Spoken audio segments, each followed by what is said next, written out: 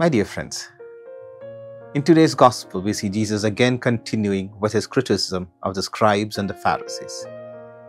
They were pretentious, they were pretending something that they were not, or they were saying something, but they were doing something entirely different. So he calls them, "You whitewash tombs."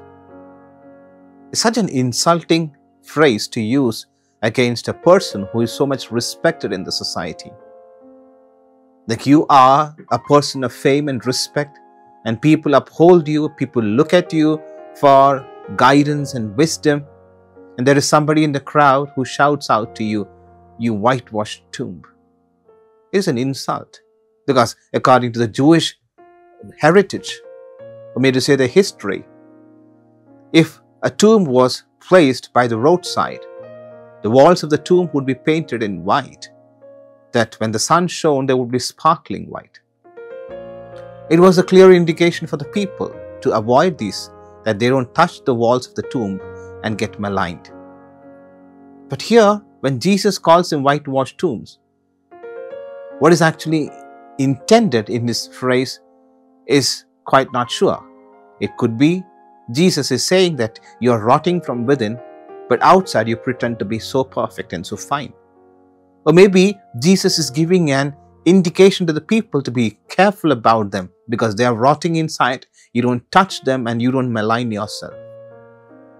When I look at this passage from my perspective, what if Jesus is calling me a whitewashed tomb? Or am I a whitewashed tomb? I think I must look into that very personally, because I say something and I do something else. I pretend something which I am not. And I try to say something to the people which I have never even thought about practicing in my life. So all these things, when they add up to my spiritual life, it seems that, I am something which I am not. I pretend to be something which I am not entirely. This is a crime. This is cheating. And Jesus doesn't want such people in his company. He wants us to be genuine. He wants us to be transparent.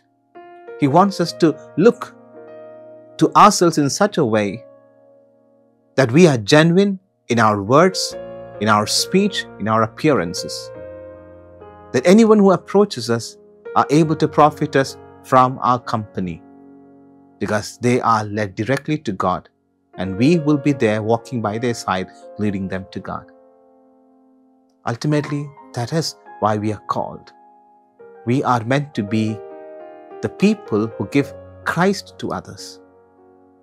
All of us need to think very seriously about this.